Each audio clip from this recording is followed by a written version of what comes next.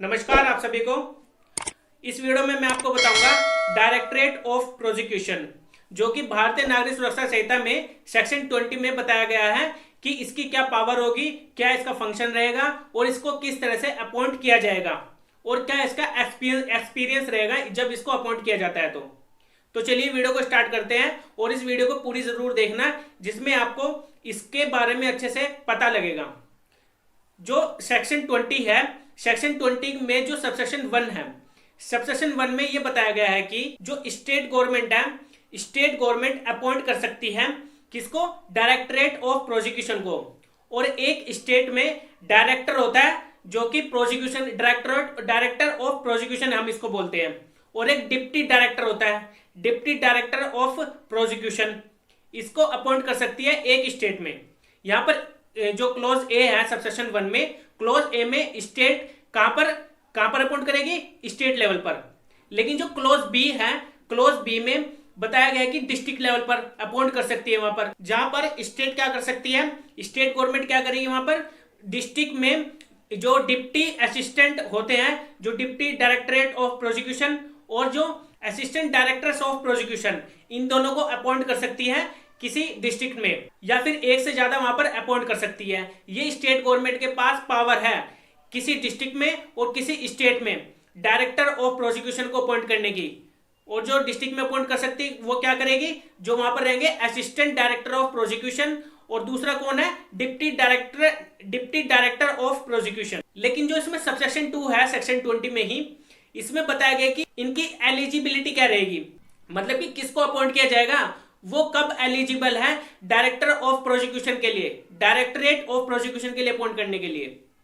तो ये सबसेक्शन 2 में बताया गया है कि उसको किस तरह से अपॉइंट किया जाएगा वहां पर। तो चलिए जानते हैं क्या है सबसेक्शन 2 में एलिजिबिलिटी क्या बताई गई है। जब भी स्टेट गवर्नमेंट क्या करेगी, किसी डिप्टी डायरेक्टरेट ऑफ प्रोसिक्यूशन को अपॉइंट करेगी या फिर डायरेक्टर को अपॉइंट करेगी, डायरेक्टर ऑफ प्रोसिक्यूशन जो कि हेड माने जाते हैं एक स्टेट में, अगर उनको अपॉइंट किया जा रहा है तो उनकी एलिजिबिलिटी वहां पर देखेगी। उनकी एलिजिबिलिटी वहां पर होनी चाहिए 15 ईयर्स की, उसको एक्सपीरियंस होना चाहिए as an advocate. As an advocate उसके पास एक्सपीरियंस होना चाहिए 15 साल का। और दूसरी बात क्या कही गई यहाँ पर, उसको एक सेशन जज का उसके पास एक्सपीरियंस, पहले मतलब कि सेशन जज की पोस्ट पे रहा होना चाहिए, वो उसके पास उसका एक्सपीरियंस होना चाहिए। लेकिन यहाँ पर ये मेंशन नहीं किया हुआ कि उसके पास कितना एक्सपीरियंस होना चाहिए। चाहे वो सेशन जज 1 साल के लिए भी बनाओ, तब भी उसको वहां पर डायरेक्टरेट ऑफ प्रोसिक्यूशन की उसको क्या दे दी जाएगी, उसको अपॉइंट कर दिया जाएगा वहां पर।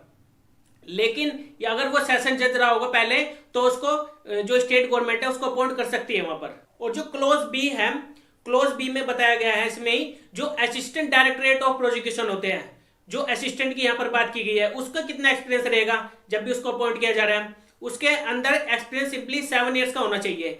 जो एक एडवोकेट होता है, एडवोकेट का वो एक उसके पास 7 साल का एक्सपीरियंस होना चाहिए। और दूसरी बात इसमें कहा गई है कि या फिर वो पहले मजिस्ट्रेट फर्स्ट क्लास रह चुका हो, मजिस्ट्रेट फर्स्ट क्लास रह चुका हो, चाहे उसके पास कितना भी एक्सपीरियंस हो उसका, लेकिन वो रह चुका होना चाहिए। तो वहां पर असिस्टेंट डायरेक्टरेट ऑफ प्रोसिक्यूशन के तौर पर उसको वहां पर अपॉइंट किया जा सकता है। ये जो सबसेक्शन 2 में बताया है कि उसकी एलिजिबिलिटी क्या रहेगी, क्या वो एलिजिबल है उस चीज के लिए, और उसके पास क्या क्वालिफिकेशन होनी चाहिए, ये सबसेक्शन 2 में सिंपली यहाँ पर यही बताया गया है कि उसकी क्या एलिजिबिलिटी रहेगी। और जो सबसेक्शन 3 है, यहाँ पर एक हेड बताया गया है। किसको हेड बताया गया है, जो डायरेक्टर ऑफ प्रोसिक्यूशन है, डायरेक्टर ऑफ प्रोसिक्यूशन हेड माना जाएगा किसका, जो असिस्टेंट है और जो डिप्टी डायरेक्टर ऑफ प्रोसिक्यूशन है उसका। और ये किसके अंडर कंट्रोल में आता है, मतलब कि इनको कौन कंट्रोल करता है, जो स्टेट में होम डिपार्टमेंट होता है वो उसको कंट्रोल करती है, डायरेक्टरेट ऑफ प्रोसिक्यूशन को, जितने भी उसके अंडर आते होंगे उन सभी को। और जो सबसेक्शन 4 है, सबसेक्शन 4 में यहां पर यह बताया गया है कि जो डायरेक्टरेट ऑफ प्रोसिक्यूशन है, जहां पर मैंने आपको बताया है director of prosecution, deputy director of prosecution और असिस्टेंट डायरेक्टर ऑफ प्रोसिक्यूशन, तो ये किस किस के सबऑर्डिनेट रहेंगे। देखिए सबसे पहले हेड कौन माना जाएगा, डायरेक्टर ऑफ प्रोसिक्यूशन, और जो उसके नीचे जो उसको कंट्रोल करेगा, जो उसके नीचे आएगा सबऑर्डिनेट, उससे कौन रहेगा, वो रहेगा डिप्टी डायरेक्टर ऑफ प्रोसिक्यूशन। और फिर उसके नीचे सबऑर्डिनेट कौन माना जाएगा, वो माना जाएगा असिस्टेंट डायरेक्टर ऑफ प्रोसिक्यूशन। इस तरह से यहाँ पर ये सबऑर्डिनेट इसके क्या रहेगी, एक अथॉरिटी मानी जाएगी। सबसे हेड उन सभी का जो असिस्टेंट है और जो डिप्टी है, जो असिस्टेंट डायरेक्टर ऑफ प्रोसिक्यूशन है और जो डिप्टी डायरेक्टर ऑफ प्रोसिक्यूशन है, उनका हेड माना जाएगा किसको, डायरेक्टर ऑफ प्रोसिक्यूशन को। और जो असिस्टेंट डायरेक्टर है, असिस्टेंट डायरेक्टर ऑफ प्रोसिक्यूशन है, वो किसके सबऑर्डिनेट माना जाएगा, वो माना जाएगा डिप्टी डायरेक्टर ऑफ प्रोसिक्यूशन के। सिंपली यहां पर सबसेक्शन 4 में यही बताया गया कि कौन किसके सबऑर्डिनेट रहेगा। और जो सबसेक्शन 5 है, यहां पर यह बताया गया है, जो मैंने आपको पिछली वीडियो में बताया था सेक्शन 18, जहां पर मैंने आपको बताया था पब्लिक प्रोसिक्यूटर को किस तरह से अपॉइंट किया जाता है। ठीक है, तो जो डायरेक्टर ऑफ प्रोसिक्यूशन होते हैं, डायरेक्टर ऑफ प्रोसिक्यूशन, जो public prosecutor, additional public prosecutor और जो स्पेशल पब्लिक प्रोसिक्यूटर है, जिनको मैंने सेक्शन 18 में आपको इस बारे में बताया था, उनको कंट्रोल कौन करेगा, डायरेक्टर ऑफ प्रोसिक्यूशन। जो एक स्टेट में जो डायरेक्टर ऑफ प्रोसिक्यूशन होता है, वो कंट्रोल करता है उन सभी को जो पब्लिक प्रोसिक्यूटर होते हैं, एडिशनल पब्लिक प्रोसिक्यूटर और स्पेशल पब्लिक प्रोसिक्यूटर। इन तीनों को यहां पर डायरेक्टर ऑफ प्रोसिक्यूशन कंट्रोल करेगा, मतलब कि हेड माना जाएगा। डायरेक्टर ऑफ जो प्रोसिक्यूशन है वो हेड माना जाएगा, वो उनके अंडर काम करेंगे जो पब्लिक प्रोसिक्यूटर है, जो मैंने सेक्शन 18 में आपको बताया था।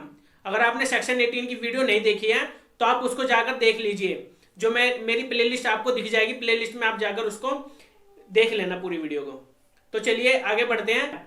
सबसेक्शन 6 में यहाँ पर 4 पब्लिक प्रोसिक्यूटर की बात की गई है। वो 4 कौन कौन से हैं? एक तो पब्लिक प्रोसिक्यूटर हो गया, और एक एडिशनल पब्लिक प्रोसिक्यूटर हो गया, एक स्पेशल पब्लिक प्रोसिक्यूटर हो गया, और चौथा है असिस्टेंट पब्लिक प्रोसिक्यूटर, जिसको मैंने आपको सेक्शन 19 की वीडियो में आपको अच्छे से बताया था। अगर वह भी वीडियो नहीं देखी तो उसको भी देख लीजिए, जिससे आपको पता लगे कि असिस्टेंट पब्लिक प्रोसिक्यूटर को कैसे अपॉइंट किया जाता है और उसका क्या वर्क होता है, उसके क्या फंक्शन होते हैं।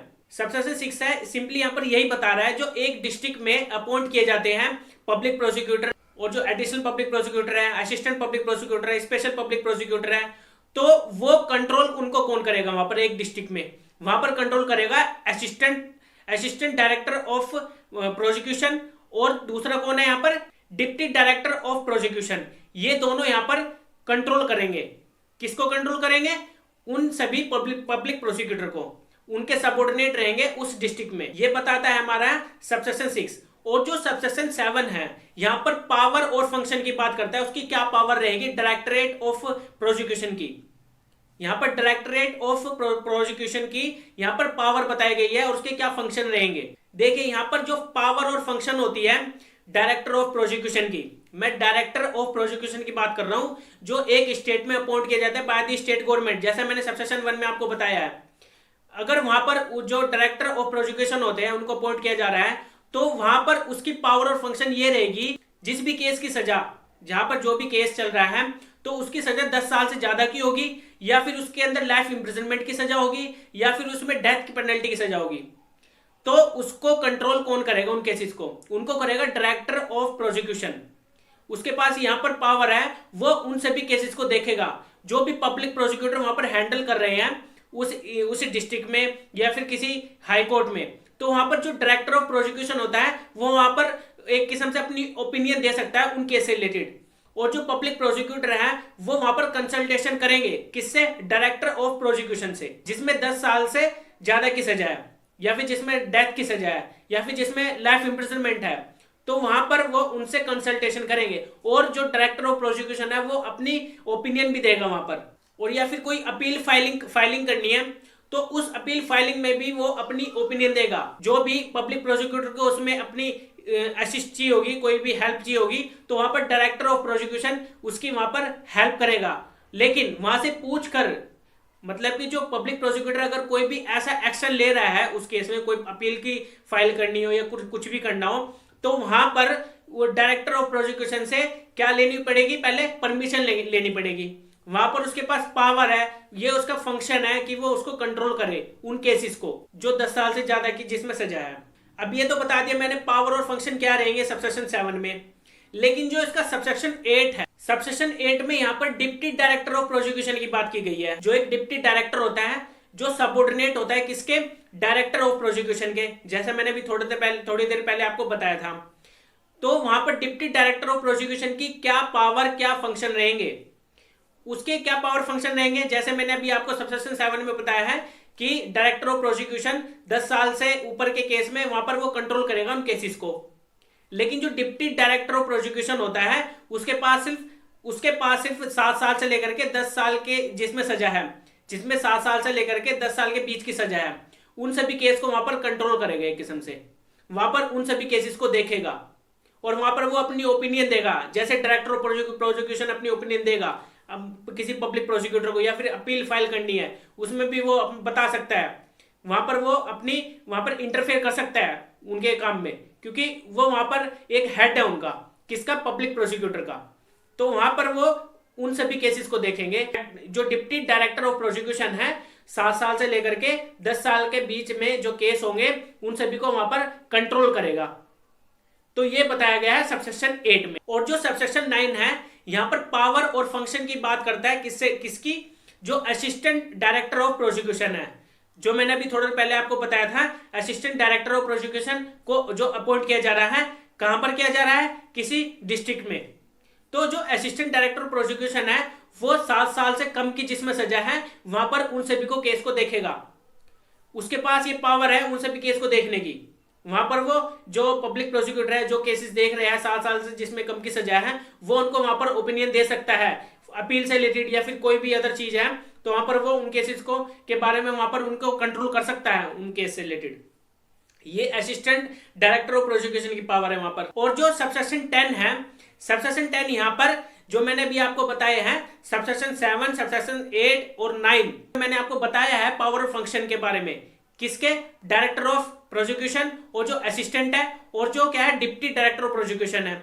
तो जो इन तीनों की पावर यहां पर बताई गई है 7, 8, 9 में, तो ये सभी रिस्पॉन्सिबल हो गए उन केस से रिलेटेड जो उनकी अपनी पावर दी गई है, जिस काम में जो भी उनके फंक्शन है उनसे रिलेटेड यहां पर वो रिस्पॉन्सिबल माने जाएंगे उस प्रोसीडिंग में, जो वो केस वहां पर हैंडल कर रहे हैं, जो भी अपनी पावर से वो डील कर रहे हैं अंडर दिस संहिता। इस संहिता के अकॉर्डिंग उनको रिस्पॉन्सिबल वहां पर ठहराया जा सकता है, जो भी वो अपनी पावर से डील कर रहे हैं जिस भी केस से रिलेटेड, सबसेक्शन 10 में। और जो सबसेक्शन 11 है, सबसेक्शन 11 में यहां पर स्टेट गवर्नमेंट ने जो भी उनको एरिया प्रेस्क्राइब किया है कि आप इस एरिया में उन केसेस को वहां पर कंट्रोल करेंगे, जो वो कंट्रोल करेंगे वहां पर स्पेसिफाई करेगी स्टेट गवर्नमेंट कि उनको किस किस एरिया में वहां पर अपने केस को हैंडल करना है। जैसे असिस्टेंट डायरेक्टर ऑफ प्रोसिक्यूशन है और जो डिप्टी डायरेक्टर ऑफ प्रोसिक्यूशन है उनको डिस्ट्रिक्ट में अपॉइंट किया जाता है, जहां पर वो डिस्ट्रिक्ट वाइज वहां पर अपने केसेस को देखेंगे। और जो डायरेक्टर ऑफ प्रोसिक्यूशन होता है उसको एक स्टेट में अपॉइंट किया जाता है, तो वो पूरी स्टेट में वहां पर उन सभी केसेस को देखेगा, जो उनकी पावर और जो फंक्शन रहेंगे। तो वहां पर उन सभी केसेस को वहां पर देखेंगे और वहां पर स्पेसिफाई करेगी स्टेट गवर्नमेंट कि आपको किस एरिया में प्रेस्क्राइब किया गया है, किस एरिया में आप उन सभी केसेस को देख सकते हैं। वो स्टेट गवर्नमेंट की लायबिलिटी होती है कि उनको किस किस एरिया में उनको स्पेसिफाई किया गया है, मतलब उनको प्रेस्क्राइब किया गया है और उनको नोटिफाई किया गया है। और जो सबसेक्शन 12 है, सबसेक्शन 12 यहां पर यह बता रहा है कि जो एडवोकेट जनरल होते हैं हर एक स्टेट में आपने एडवोकेट जनरल देखे होंगे, जो कि वहां पर एक पब्लिक प्रोसिक्यूटर की तरह वहां पर एक अपीयर होते हैं कोर्ट में, लेकिन वो सबऑर्डिनेट नहीं माने जाएंगे। किसके, जो डायरेक्टर ऑफ प्रोसिक्यूशन है, डायरेक्टर ऑफ प्रोसिक्यूशन के अंडर वो सबऑर्डिनेट नहीं माने जाएंगे, वो इनके अंडर वहां पर अपनी पावर और फंक्शन का यूज नहीं कर सकते। मतलब कि ये कहने का मतलब ये कह रहा है सबसेक्शन 12 कि जो डायरेक्टर ऑफ प्रोसिक्यूशन है वो सबऑर्डिनेट नहीं होंगे। कौन नहीं होंगे, advocate general. Director of prosecution के सबऑर्डिनेट नहीं होंगे जो एडवोकेट जनरल होते हैं हर एक स्टेट में। सिंपली यहां पर यही बताया गया है, वो अपनी पावर और फंक्शन को अलग से यूज करता है वहां पर। तो अब आपको समझ में आ गया होगा जो सेक्शन 20 है, यहां पर डायरेक्टर ऑफ प्रोसिक्यूशन कौन होते हैं, उनको किस तरह से अपॉइंट किया जाता है। अब ये आपको पता लग गया होगा कि ये यहां पर क्या इनकी पावर और फंक्शन होती है और ये कौन होते हैं। अगर आपको ये वीडियो पसंद आई है तो आप मेरी नेक्स्ट वीडियो को जरूर देखना और मेरे यूट्यूब चैनल को सब्सक्राइब जरूर करना, जिसमें आपको और भी काफी सारी डेली की नोटिफिकेशन मिलती रहेगी। तो मिलते हैं अब हम अपनी नेक्स्ट वीडियो में। Okay bye.